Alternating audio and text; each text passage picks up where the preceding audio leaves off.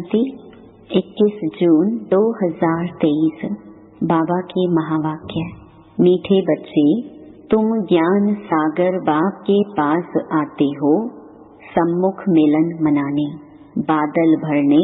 तुम यहाँ कोई तीर्थ करने व पहाड़ी की हवा खाने नहीं आते हो।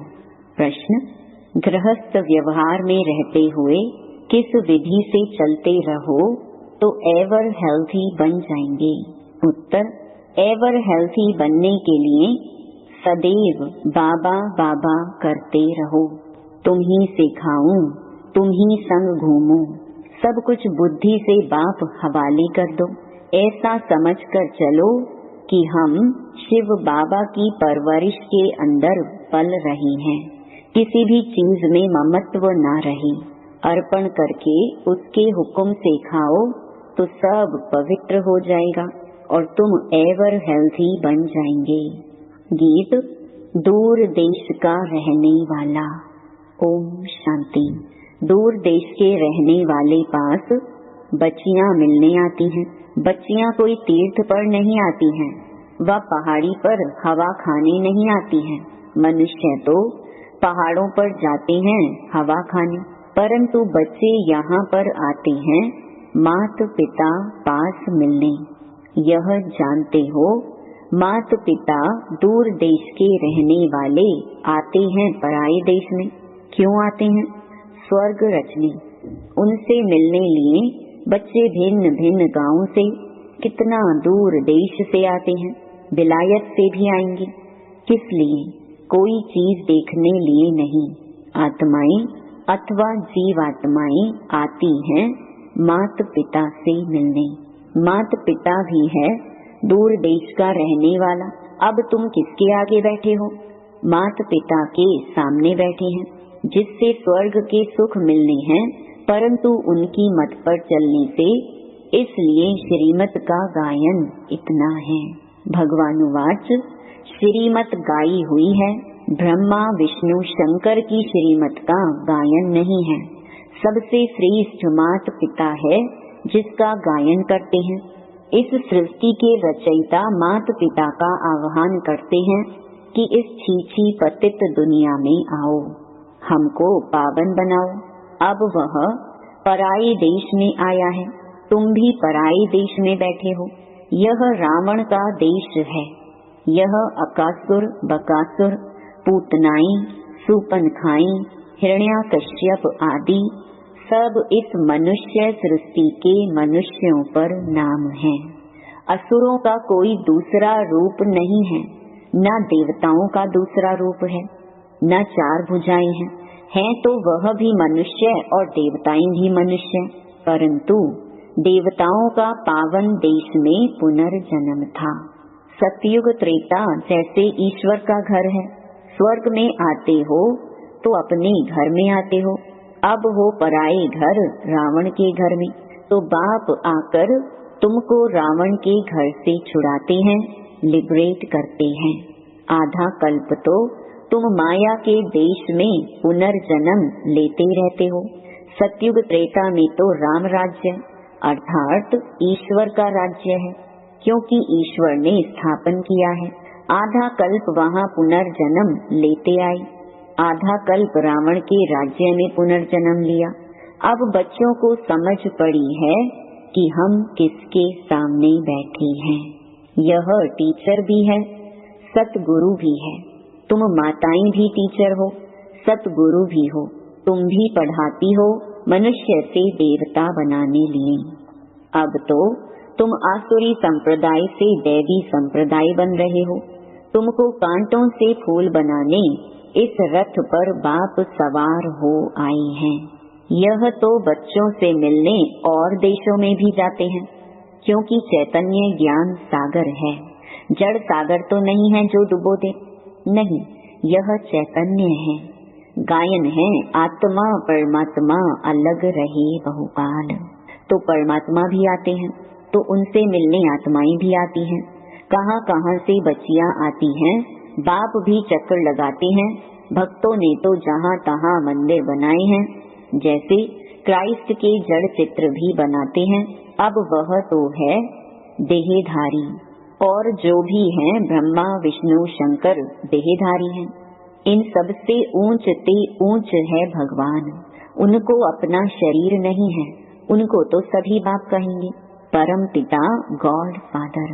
उनको तो न स्थूल शरीर है न सूक्ष्म शरीर है, आते भी हैं जरूर। कैसे आते हैं ये सब भूल गए हैं।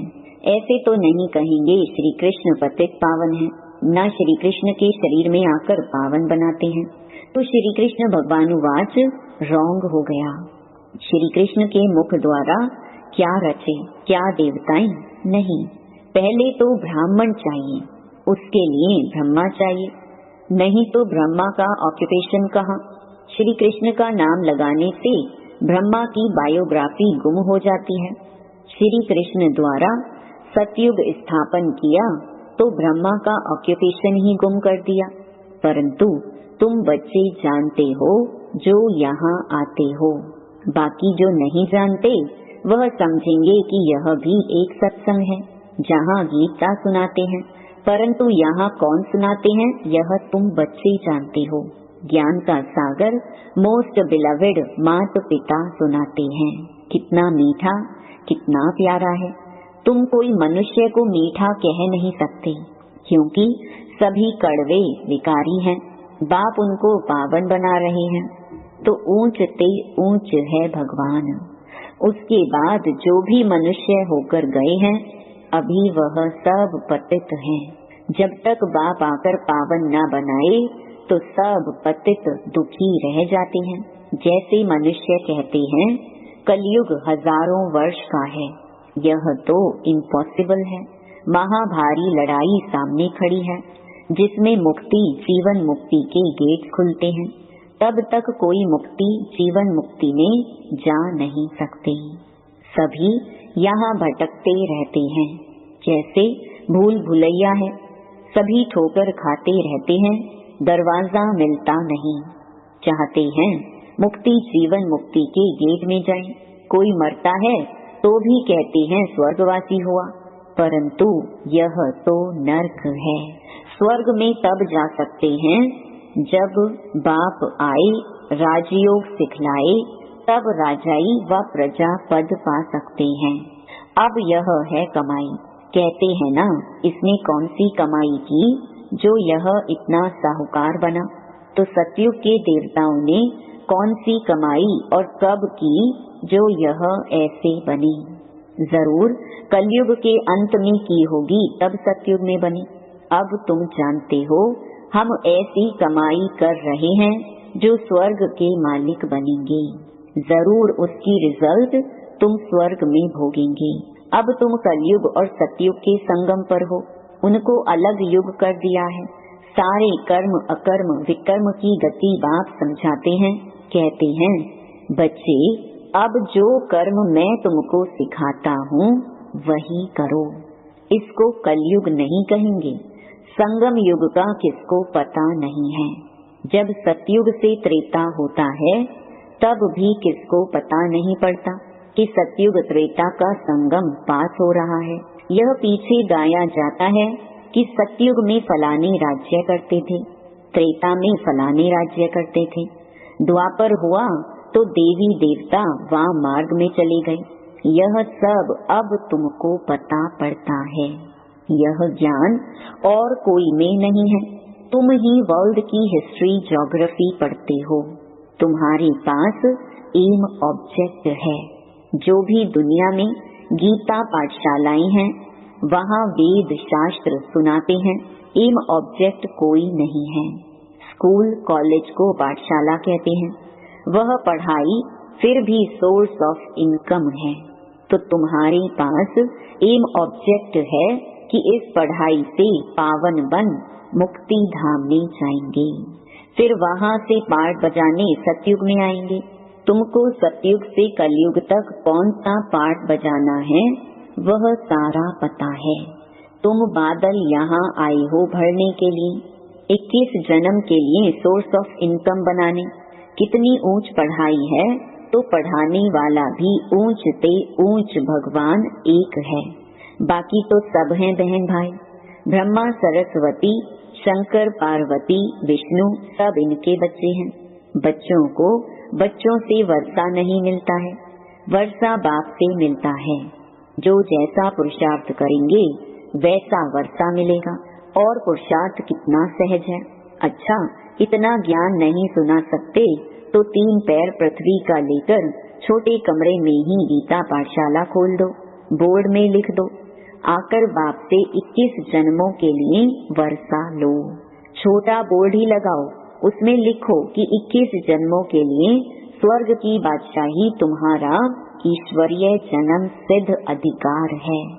भल आकर पूछो, तुम जिसको माता पिता कहते हो वह तो जरूर स्वर्ग का रचता है, तो तुमको जरूर स्वर्ग का वर्षा मिलना चाहिए। वह कहते हैं निरंतर मुझे याद करो और सबको भूलो। इनके साथ रहते हुए, सामने देखते हुए बुद्धि वहाँ लगानी है। बाबा का फरमान मिलता है तो सिर पर रखना चाहिए ना।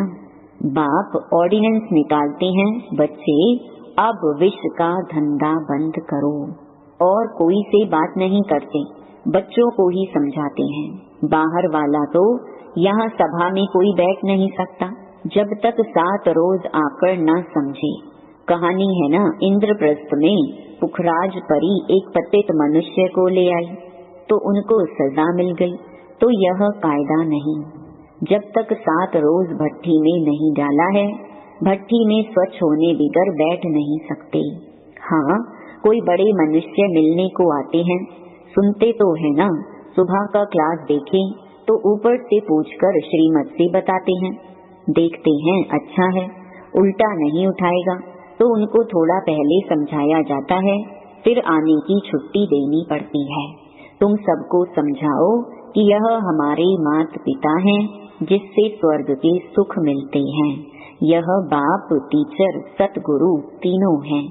तुमको जैसे 3 इंजन मिले हैं, इसी समय तीनों इकट्ठे मिलते हैं, वहाँ तो अलग अलग मिलते हैं। पहले बाप, फिर टीचर और वृद्ध अवस्था में गुरु करते हैं। तुम अब किसकी परवरिश के नीचे हो? शिव बाबा की, क्योंकि तुम्हारे पास जो कुछ भी है वह शिव बाबा को अर्पण किया है। तुम्हारी परवरिश जैसे कि शिव बाबा के भंडारे से होती है। तुमने अपना सब कुछ शिव बाबा को दान किया है, अब उनसे ही तुम पलते हो। कितना पवित्र अन्न मिलता है, ऐसे कभी होता नहीं। जो कोई धर्म दान करे उससे ही उनकी परवरिश हो। वह तो जिसको दान करते वह खा जाता है। यहाँ तो तुम शिव बाबा को देते हो तो कितना पवित्र बन जाता है।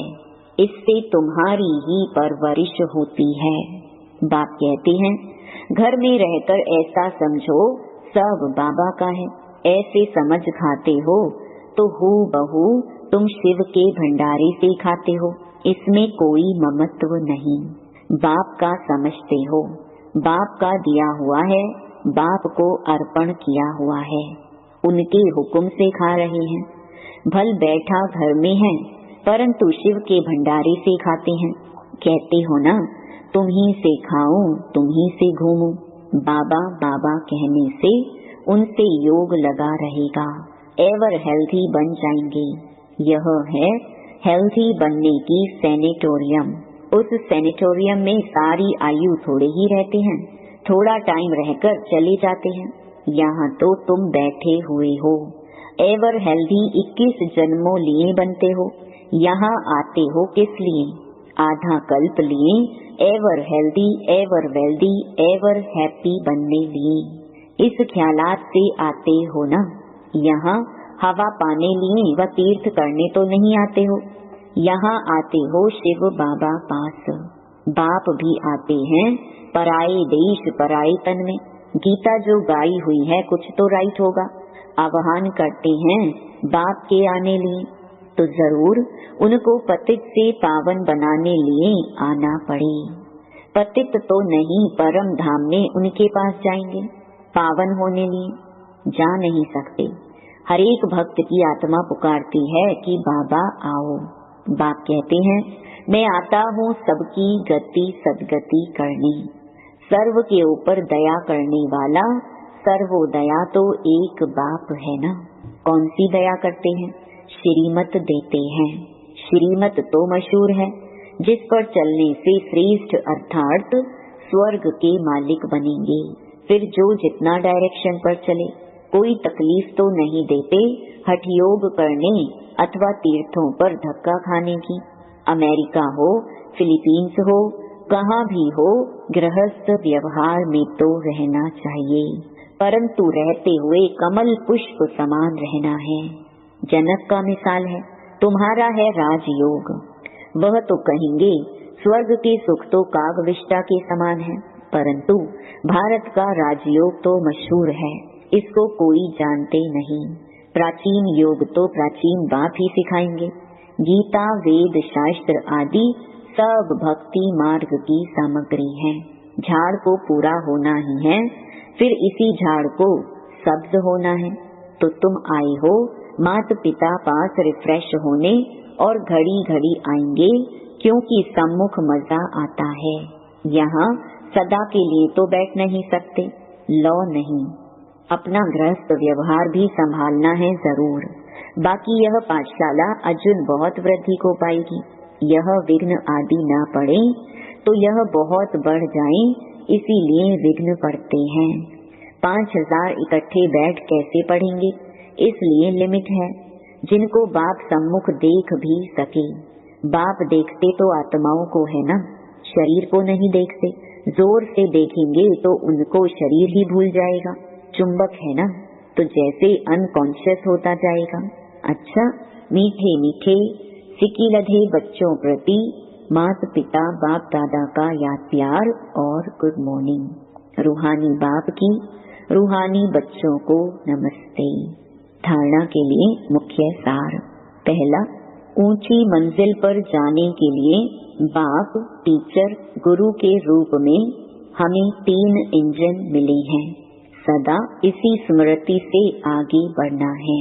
दूसरा, बुद्धि से सब कुछ बाप हवाले कर उनकी परवरिश के नीचे पलना है। बहुत मीठा पावन बनना है। पतित पनी का कड़वापन निकाल देना है। वरदान, अनुभवों की संपन्नता द्वारा सदा उमंग उल्लास में रहने वाले मास्टर ऑलमाइटी अथॉरिटी भवा। अनुभव बड़े से बड़ी अथॉरिटी है। हर गुण, हर शक्ति, हर ज्ञान के पॉइंट के अनुभवों में संपन्न बनो, तो चेहरे पर सदा उमंग उल्लास की चमक दिखाई देगी। अब सुनने सुनाने के साथ साथ अनुभवी मूर्त बनने का विशेष पार्ट बजाओ। अनुभव की अथॉरिटी वाले स्वयं को सदा भरपूर आत्मा अनुभव करेंगे। जैसे बीज भरपूर होता है, ऐसे ज्ञान, गुण, शक्तियाँ सब में भरपूर होने के कारण मास्टर ऑलमाइटी अथॉरिटी बन जाते हैं। स्लोगन, अमृत वेला विशेष प्रभु पालना की वेला है, इसका महत्व जान पूरा लाभ लो। ओम शांति।